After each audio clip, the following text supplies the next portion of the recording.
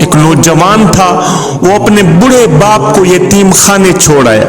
یتیم خانے چھوڑ کر واپسی گھر کی طرف آ ہی رہا تھا کہ بیگم صاحبہ کی کال آ گئی۔ بیگم صاحبہ نے کہا، اے میرے سرتاج، یتیم خانے چھوڑنے کے بعد اپنے بڈھے باپ کو یہ بھی پیغام دے کے آنا کہ وہ عید والے دن بھی ہمارے گھر آنے کی کوشش مت کرے گا، وہ خوشی کا دن بھی یتیم خانے میں ہی گزارے گا۔ اب اس کی ساری زندگی یتیم خانے میں ہی گزرے گی۔ آج سے نہ وہ ہمارا منہ دیکھے گا نہ ہم اس کا منہ دیکھیں گے۔ میں اس سے کافی تنگ آ گئی ہوں۔ اس بڈھے کی کھانسی نے ہم سب کو تنگ کر دیا ہے، ہم سب کو ذلیل کر دیا ہے۔ آتے آتے اپنے بڈھے باپ کو یہ پیغام لازمی دے کے آنا کہ وہ عید کا دن بھی یتیم خانے میں ہی گزارے گا، ہمارے گھر آنے کی کوشش مت کرے گا۔ اب یہ پیغام دینے کے لیے، بیگم صاحبہ کا یہ پیغام دینے کے لیے یہ بدبخت بیٹا واپسی یتیم خانے کی طرف گیا۔ اس نے جیسے ہی یتیم خانے میں قدم رکھا تو دیکھ کر حیران رہ گیا کہ یتیم خانے کے سربراہ کے ساتھ اس کا بڈھا باپ گپ شپ میں مصروف ہے۔ دونوں اس طرح کی گپے شپے لگا رہے ہیں جیسے کہ وہ کافی عرصے سے ایک دوسرے کو جانتے ہیں۔ دونوں اس طرح کی گپوں میں مصروف ہیں، ایسا لگتا تھا جیسے وہ کافی عرصے سے ایک دوسرے کے دوست ہوں، ایک دوسرے کو جانتے ہوں۔ یہ منظر دیکھ کر یہ نوجوان حیران رہ گیا۔ یہ بدبخت بیٹا کہنے لگا، سر جی، یتیم خانے کے سربراہ سے کہنے لگا، سر جی آپ میرے بڈھے باپ کو کب سے جانتے ہو؟ مجھے تو ایسا لگتا ہے آپ کا کافی عرصے سے ایک دوسرے سے یارانہ ہے، مجھے بتایا جائے آپ میرے باپ کو کب سے جانتے ہو؟ آپ میرے باپ کو کب سے جانتے ہو؟ یہ سن کر اس نے مسکراتے ہوئے کہا، بیٹے میں تیرے باپ کو تب سے جانتا ہوں جب تیرا باپ میرے یتیم خانے آیا تھا اور ایک لاوارث بچے کو گود میں لے کے گیا تھا۔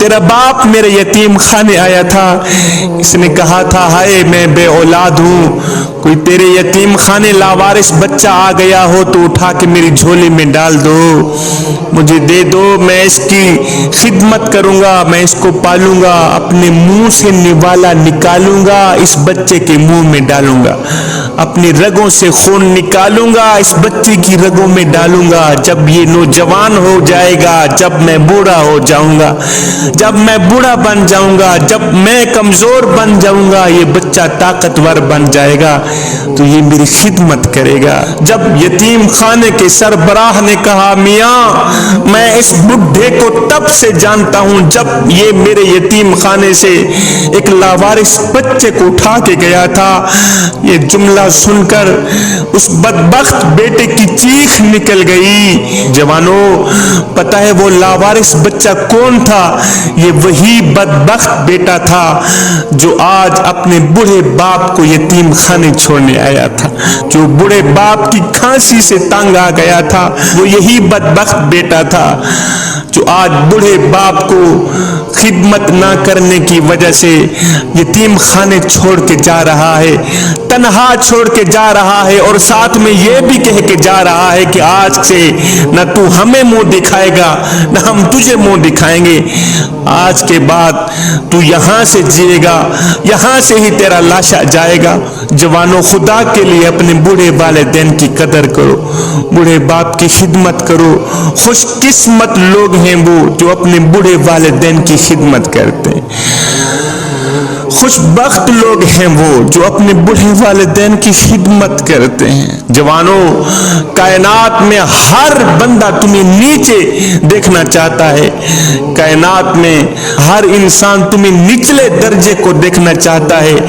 دنیا میں واحد شخص ایک تیرا باپ ہی ہے جو تمہیں ہر وقت دیکھنا چاہتا ہے تو اوپر کی طرف ہی دیکھنا چاہتا ہے، جو تمہیں پرواز کرتے ہوئے دیکھنا چاہتا ہے۔ دنیا दुनिया का हर इंसान तुम्हें हराना चाहता है, और सुनो, जो तुम्हें कामयाब देखना चाहता है, खुद से भी ज्यादा कामयाब देखना चाहता है, वो कोई और नहीं है, वो तेरा बाप ही है मियाँ। खुशकिस्मत लोग हैं वो जिनके हाथ में अपने बाप की उंगल है, जिनके हाथ में बाप जैसा अजीम सहारा है। शेख सादी कहते हैं, मैं बचपन में ईद की नमाज पढ़ने बाप की उंगल पकड़कर जा रहा था कि बच्चों के हुजूम में मुझसे मेरे बाप की उंगल छूट गई।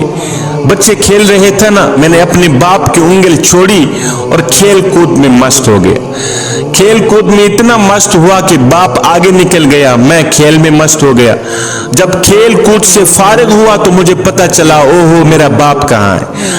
अब मैं रो रहा था, चीख रहा था कि मैं बाप से जुदा हो गया हूँ, मेरा बाप कहाँ है, मेरा बाप कहाँ है, मुझे मेरा बाप मिला दो।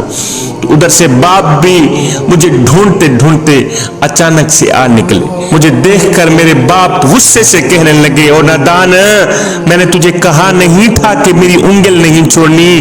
ओ बच्चे, तुझे पता नहीं है कि जो बाप की उंगल छोड़ता है वो अकेला ही रह जाता है। बेटे, जो बाप की उंगल छोड़ता है वो अकेला ही रह जाता है। तूने मेरी उंगल क्यों छोड़ी? जवानो, अपने हाथ तो दिखाओ, मैं देखना चाहता हूँ किन किन के हाथ में बाप की उंगल है, किन के हाथ में बाप जैसा सहारा है। जवानो, अगर हाथ में बाप की उंगल है तो ये हाथ कयामत तक सलामत रहे। अगर हाथ में बाप की उंगल नहीं है तो फिर याद रखना, बाजार में हर चीज मिल जाती है, नहीं मिलता तो बाप जैसा सहारा ही नहीं मिलता। बाप के सहारे को गनीमत समझो। बाप जिंदा है तो खुदा के लिए अपने बूढ़े बाप की कदर करो। हजरत सुलेमान अलैहिस्सलाम के दौर में एक शख्स था, उसके एक नौजवान बेटे ने शराब पी ली। जब शराब पी ली तो बाप ने बेटे को डांटा, तो बेटे ने बाप के मुंह पर एक जोरदार तमाचा मार दिया। तमाचा इस तरह लगा कि बाप की आंख निकल गई। जब बेटे का नशा खत्म हुआ, जब बेटे को होश आई तो उसे बाप के मुंह पर तमाचा मारने की इस हरकत पर इतनी शर्मिंदगी हुई, इतनी निदामत हुई कि इस नौजवान ने वो हाथ जो बाप के ऊपर उठा था, छुरा उठाया, वो हाथ काट डाला। जब बाप ने बेटे का कटा हाथ देखा, एकदम पांव से जमीन निकल गई। रो कर कहने लगा, ओ मेरे बेटे, काश मेरी हजाखें होती, एक एक करके निकल पड़ती, वो मैं बर्दाश्त कर लेता, लेकिन तेरा कटा हाथ देखकर मेरा जिगरा फट गया है, मुझसे बर्दाश्त नहीं हो रहा। मेरे बेटे, ये तूने क्या कर दिया है? तूने अपना हाथ क्यों काटा है? जिस वक्त मेरी आंख निकली थी, काश कि उसी वक्त मैं मर जाता कि मुझे मेरे लाल का कटा हाथ न देखना पड़ता। मेरे लाल, ये तूने क्या कर दिया है? एक छोटी सी बाप की आंख के पीछे तूने इतना बड़ा हाथ काट दिया, तूने तो मेरा जिगरा फाड़ दिया। अब ये दोनों हज़रत सैयदना सुलेमान अलैहिस्सलाम की खिदमत में हाजिर हुए। जब हाजिर हुए तो अपना सारा किस्सा सुनाया। उसके बाद हजरत सुलेमान अलैहिस्सलाम ने क्या किया? बेटे का कटा हाथ उसकी जगह रख दिया और बाप की निकली आंख भी उसकी जगह रख दी। फिर दोनों हाथ उठाए, अर्ज कियो, मेरे करीम रब, बेटे की निदामत के सदके और बाप के आंसुओं के सदके दोनों को शिफा अता फरमा। फौरन मेरे अल्लाह रब्बुल आलमीन ने सैयदना सुलेमान अलैहिस्सलाम की दुआ कबूल फरमाई, दोनों को शिफा अता फरमा। जवानो, सारी कायनात तुम्हें गिराना चाहती है, पूरी दुनिया तुम्हें गिराना चाहती है। जो तुम्हें बढ़ाना चाहता है, जो तुम्हें ऊपर देखना चाहता है, वो हस्ती सिर्फ तेरा बाप ही है। अपने बाप की कदर किया करें, वालिदैन की कदर किया करें। जवानो, अपने वालिदैन को राजी कर लो। पूछा गया, हुजूर, अगर दुनिया में देखना हो कौन जन्नती है कौन जहन्नमी है, कैसे शनाख्त की जाए? तो मेरे हुजूर ने फरमाया, देख लो, जिस शख्स के ऊपर उसके वालिदैन राजी हैं तो समझ लेना ये जन्नती है, और देख लो जिस शख्स के ऊपर उसके वालिदैन नाराज हो, समझ लेना ये पक्का जहन्नमी है। मेरे हुजूर अलैहिस्सलाम ने फरमाया, सहाबा, काश मेरी माँ जिंदा हो, है काश मेरी माँ जिंदा हो। میں نماز میں اللہ کے حضور کھڑا ہوتا، ماں آواز دیتی ہو بیٹے محمد، میں نماز چھوڑ کر دوڑ کر ماں کے پاس چلا جاتا اور زمانے کو بتاتا کہ ماں کی عظمت کیا ہوتی۔